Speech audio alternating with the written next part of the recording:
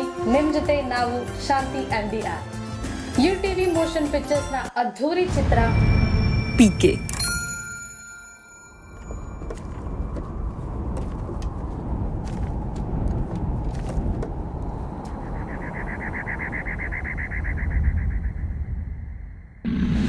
ಮುನ್ನಾಬಾಯ್ ಮತ್ತು 3 ಇಡಿಯಟ್ಸ್ ನಂತಹ ಅದ್ಭುತವಾದ ಸಿನಿಮಾಗಳನ್ನ ಭಾರತ ಚಿತ್ರರಂಗಕ್ಕೆ ಕೊಟ್ಟ ರಾಜ್ಕುಮಾರ್ ಹಿರಾನಿಯವರ 5 ವರ್ಷದ ನಂತರದ ಮತ್ತು ಅಮೀರ್ ಖಾನ್ ಕಾಂಬಿನೇಷನ್ನ 2ನೇ ಚಿತ್ರ ಪಿಕೆ.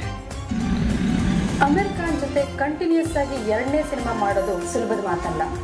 ಇನ್ಫ್ಲೂಯೆನ್ಸ್ಗೆ, ಹಣಕ್ಕೆ ಕೇರ್ ಮಾಡಿದ ಅಮೀರ್ ಖಾನ್ ಬಗ್ಗೋದು ಅಂದ್ರೆ ಕತೆ.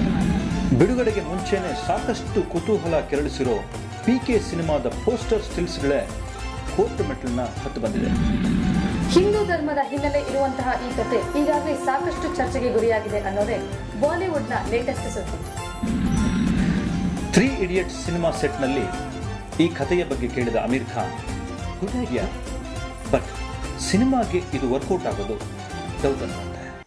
ಸುಮಾರು 6 ತಿಂಗಳು ಸತತವಾಗಿ ಸ್ಕ್ರಿಪ್ಟ್ ಮಾಡಿದ ರಾಜ್ಕುಮಾರ್ ಹಿರಾನಿ 2ನೇ ಸಲ ಈ ಕಥೆಯನ್ನು ಅಮೀರ್ ಖಾನ್ಗೆ ಹೇಳಿದಾಗ ಬಹಳ ಎಕ್ಸೈಟ್ ಆದ ಅಮೀರ್ ಯಾವಾಗ ಶುರು ಮಾಡೋಣ ಅಂದ್ರಂತೆ.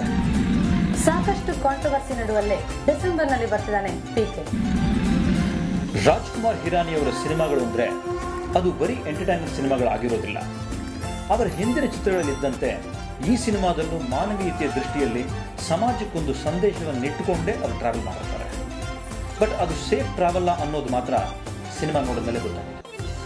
ಫುಲ್ ಅಂಡ್ ಫುಲ್ ಕಾಮಿಡಿಯಾಗಿ ಬರ್ತಿರೋ ಪಿಕೆ ತನ್ನ ಜೊತೆಯಲ್ಲಿ ಬೋಮನ್ ಇರಾನಿ, ಬ್ಯಾಂಗ್ಳೂರ್ ಬ್ಯೂಟಿ ಅನುಷ್ಕಾ ಶರ್ಮಾ, ದಂಡುಪಾಳ್ಯದ ಮಕರಂದ ದೇಶಪಾಂಡೆ ಅವರನ್ನು ಜೊತೆಗೆ ಸೇರಿಸಿಕೊಂಡಿದ್ದಾನೆ. ಜೈಲಲ್ಲೇ ಇಟ್ಕೊಂಡೆ ಮತ್ತೆ ರೀ ಎಂಟ್ರಿ ಕೊಟ್ಟಿರೋ ಖಳನಾಯಕ್ ಸಂಜಯ್ ದತ್ ಈ ಸಿನಿಮಾದ ಹೈಲೈಟ್.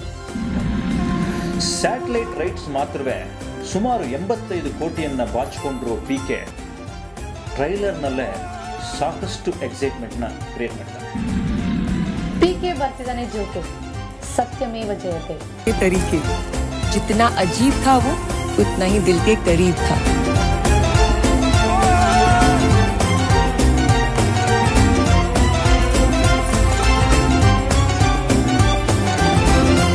मेरा दोस्त एक बूंद तक नहीं पी थी उसने, वरना ನಮ್ಮ ಸುದ್ದಿ ನಿಮಗೆ ಇಷ್ಟ ಆದರೆ ಕೆಳಗಿರುವ ಸಬ್ಸ್ಕ್ರೈಬ್ ಬಟನ್ ನ ಒತ್ತಿ ಕಟ್ ಅಂಡ್ ರೈಟ್ ಟೀಮ್ ಜೊತೆಗೆ ಟ್ರಾವೆಲ್ ಮಾಡಿ.